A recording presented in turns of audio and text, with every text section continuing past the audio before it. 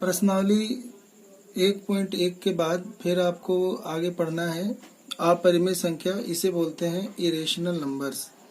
तो पिछले अनुच्छेद में हमने यह देखा है कि संख्या रेखा पर ऐसी संख्याएं भी हो सकती हैं जो परिमेय संख्याएं नहीं हैं। इस अनुच्छेद में अब हम इन संख्याओं पर चर्चा करेंगे। अभी तक हमने जिन संख्याओं पर चर्चा की है वे p/q की रही हैं, जहाँ p और q पूर्णांक है यानी इंटीजर है और q नॉट इक्वल टू 0 यानी q 0 नहीं है। तो अतः आप यह प्रश्न कर सकते हैं कि क्या ऐसी संख्याएं भी हैं जो इस रूप में नहीं होती। तो वस्तुतः ऐसी संख्याएं होती हैं, ठीक है। तो यहाँ पर एक पाइथागोरस के बारे में बताया गया है जो गणितज्ञ थे। लगभग 400 ईसा पूर्व ग्रीस के प्रसिद्ध गणितज्ञ और दार्शनिक पाइथागोरस के अनुयायियों ने इन संख्याओं का सबसे पहले पता लगाया। इन संख्याओं को अपरिमेय संख्याएं कहा, यानी जो संख्याएं p/q के रूप में नहीं ली जा सकती उन्हीं को अपरिमेय संख्याएं यानी इरेशनल नंबर कहते हैं, क्योंकि इन्हें पूर्णांकों के अनुपात के रूप में नहीं लिखा जा सकता, यानी इन्हें p/q के रूप में नहीं लिखा जा सकता, ठीक है।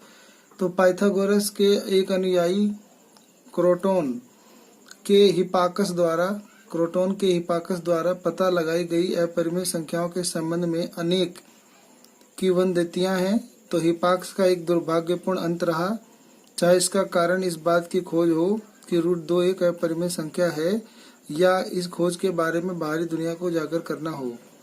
तो अब हम ऐसी संख्याओं को पढ़ेंगे कि जो अंडर रूट में होती हैं, उन्हें भी अपरिमेय संख्याएं माना जाता है, ठीक है। आओ अब हम इन संख्याओं को औपचारिक परिभाषा दें।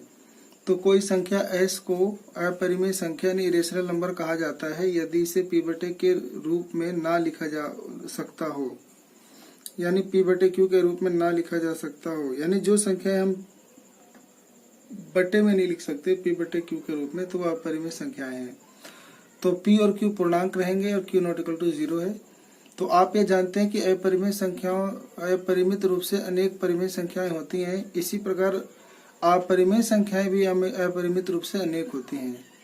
तो यहाँ पे बता रहा है कि जो a rational number is can not be written in the form of p/q where p and q are integer and q not equal to 0।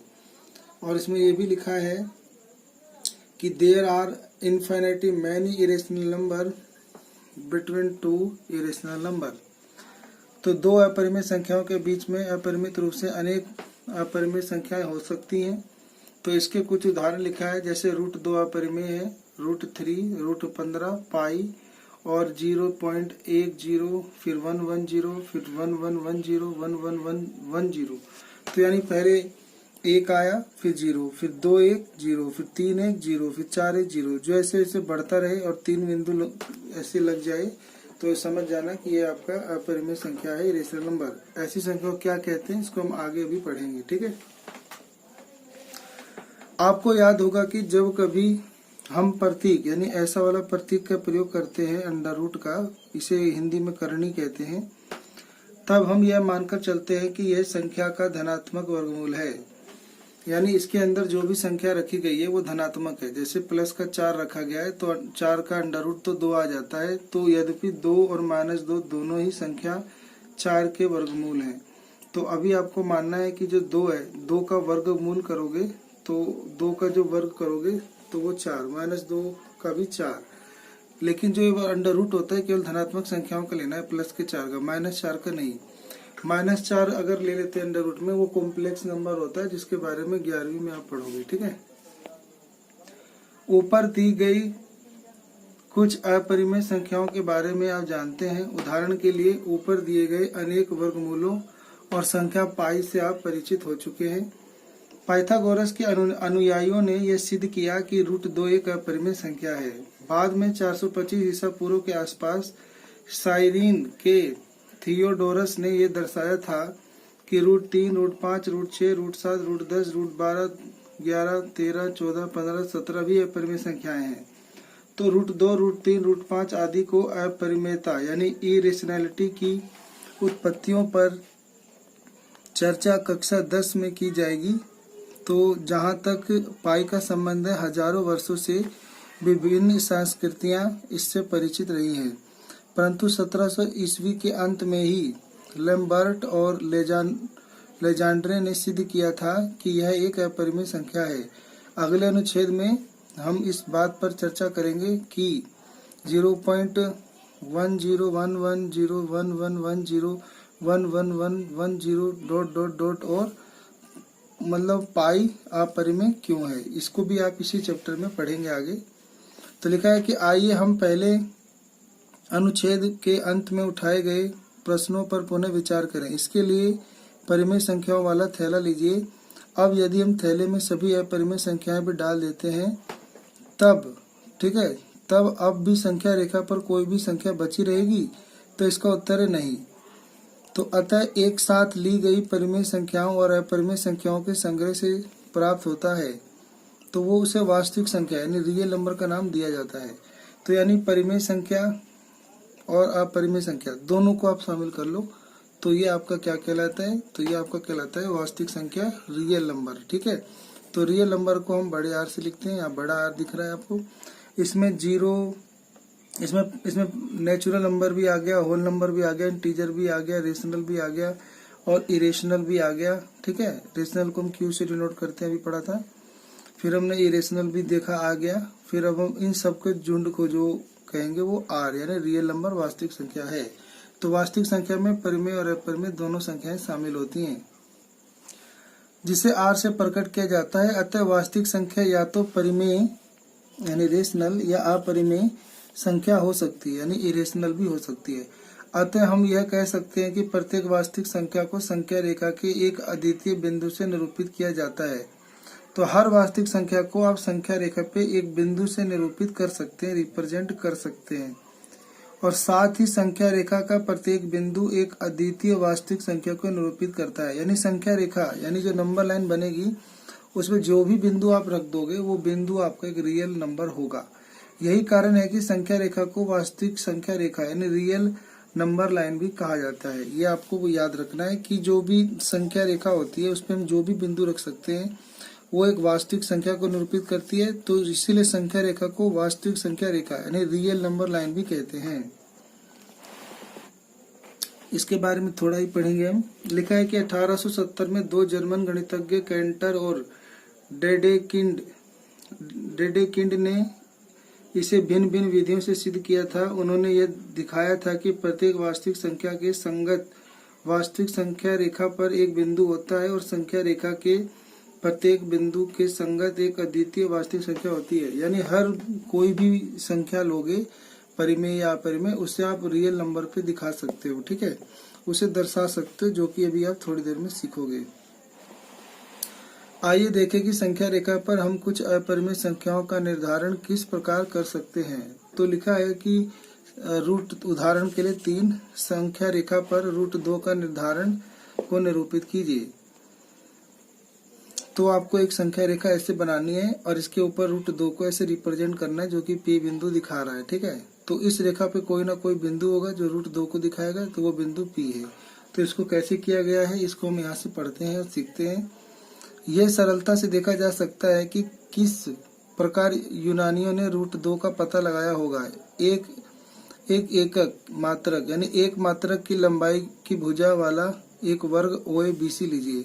तो पहले आप एक वर्ग बना लेंगे OABC ऐसे, ठीक है, और तब आप पाइथागोरस प्रमेय लागू करके ये देख सकते हैं। तो आपने यहाँ पे एक लोगे इकाई OA और एक परपेंडिकुलर लोगे AB, ये भी एक, ये भी एक, इन दोनों में पाइथागोरस लगाओगे, ये √2 आ जाएगा। ठीक है, तो पाइथागोरस प्रमेय आपने पढ़ा होगा। तो पाइथागोरस प्रमेय होता है कि कर्ण का स्क्वायर यानी हाइपोटेनस का स्क्वायर इक्वल टू लंब का स्क्वायर यानी परपेंडिकुलर का स्क्वायर और प्लस आधार का स्क्वायर यानी बेस का स्क्वायर। तो hypotenuse square equal to perpendicular square plus base का स्क्वायर। परपेंडिकुलर 1 का स्क्वायर और ये भी 1 का स्क्वायर, 1 का स्क्वायर 1 और 1 ये 2 हो जाएगा, और ये हाइपोटेनस का स्क्वायर ये इधर जाके रूट चढ़ जाएगा। ठीक है, तो हाइपोटेनस आ जाएगा √2। तो यानी ये जो OB है ये आपका आ जाएगा कितना, √2। तो संख्या रेखा पर हम √2 को किस प्रकार निरूपित करते हैं, ऐसा सरलता से किया जा सकता है, इस बात का ध्यान रखते हुए कि शीर्ष O 0 के साथ संपाती बन रहा है। अब ये जो वर्ग है OABC इस ओ को इस संख्या रेखा के ओ के ऊपर ऐसे आप रख देंगे और ये आपका जो ओ ए है ये एक इकाई है। फिर इसके आगे 2 3 बराबर की इकाइयां हैं, इधर -1 -2 की इकाइयां हैं। ठीक है, तो अभी लिखा था कि समपाती बिंदु बना रहे हैं, आकृति 1.6 को संख्या रेखा पर स्थानांतरित कीजिए। अब ये जो आकृति था इसको इस संख्या रेखा पर हमने रख दिया, तो ऐसे आपको √2 जो है वो ओ भी मिल गया। अब आप क्या करेंगे, एक जो प्रकार होता है वो लेंगे और उसको प्रकार की नोक को इस ओ के केंद्र पे रखेंगे और ओ बी की त्रिज्या लेकर एक ऐसे चाप लगाएंगे आर्क। ऐसे हम प्रकार की नोक लेंगे और उसकी त्रिज्या ओ बी लेंगे और त्रिज्या ओ बी लेके कैसे आर्क लगा देंगे, जैसे पूरा सर्कल बनाते हैं तो हम ऐसे ही हम आधा सा इतना सा आर्क लगा लेंगे। तो हमने आर्क लगाया तो ये बिंदु P मिल जाएगा। तो यही बिंदु जो P है वो √2 को निरूपित करता है, ये जो कि एक अपरिमेय संख्या है। अभी आपने देखा कि OB जो है वो √2 है, तो एक प्रकार की सहायता से O को केंद्र और OB की त्रिज्या मानकर एक चाप खींचिए जो संख्या रेखा को बिंदु P पर काटता है। तब बिंदु P संख्या रेखा पर √2 के संगत होता है, जो कि एक अपरिमेय संख्या है। ठीक है, तो अभी हमने देखा कि √2 जो अपरिमेय संख्या है उसको संख्या रेखा पे कैसे दर्शाते हैं। ऐसी लिखा है, वास्तविक संख्या रेखा पर √3 का स्थान निर्धारण कीजिए। तो इसको कैसे किया गया है देखते हैं। तो पहले आप संख्या रेखा बनाएंगे, पहले आप ये लेंगे ओ ए एक इकाई और ए बी इसके ऊपर परपेंडिकुलर एक इकाई, तो ये √2 हो जाएगा। अब ओ बी, इस ओ बी के ऊपर एक परपेंडिकुलर लेंगे डी बी, वो भी एक इकाई। अब इन √2 और 1 में पाइथागोरस लगा देंगे तो √3 आ जाएगा। फिर ओ को केंद्र मानकर ओ डी की त्रिज्या लेकर आप एक चाप बना देंगे, तो जो कि क्यू बिंदु आ जाएगा। तो क्यू बिंदु आपका √3 दे देगा।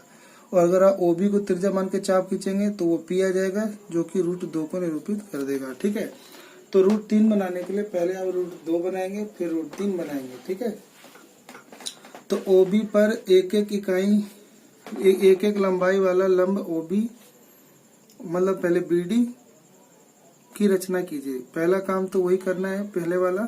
फिर अब उसके बाद जो है पहले √2 बनाना है, उसके बाद OB के ऊपर हमें एक लंब लेना है DB। ठीक है, यही आपको लिखा हुआ है यहाँ पे, जैसा कि आकृति 1.8 में दिखाया गया है। तब पाइथागोरस प्रमेय लागू करने पर आप जब OD में पाइथागोरस लगाओगे, कर्ण का स्क्वायर बराबर √ लंब का स्क्वायर आधार का स्क्वायर, तो √2 का स्क्वायर 2 हो जाएगा, 1 का स्क्वायर 1 हो जाएगा, 2 और 1 √3 आ जाएगा। तो ये √3 प्राप्त होता है। अब एक प्रकार की सहायता से, कंपास भी बोलते हैं इसे, एक प्रकार की सहायता से O को केंद्र मानकर और OD को त्रिज्या मानकर एक चाप खींचिए जो संख्या रेखा को बिंदु Q पर काटता है। तब जो Q है वो √3 के संगत है, यानी बराबर है। तो इस प्रकार √n-1 का निर्धारण स्थान भी हो जाने के बाद आप √n का स्थान निर्धारण कर सकते हैं, जहां n एक धनात्मक पूर्णांक है। तो इसी प्रकार जो है आपको कोई भी अपरिमेय संख्या दर्शानी हो, इसी संख्या रेखा से आप दर्शा सकते हैं। ठीक है, यहाँ पे आखिरी लाइन का ये मतलब है कि जैसे √n-1 का स्थान निर्धारण हो जाने के बाद आप एक कम, यानी ये एक कम करके n का भी निर्धारण कर सकते हैं। जैसे आपने √3 निकाला, उसमें अब एक कम कर दोगे तो √2 भी आप निकाल सकते हो। लेकिन आप ऐसे समझो कि पहले √2 बनता है फिर उसके आगे √3 बनता है। ठीक है।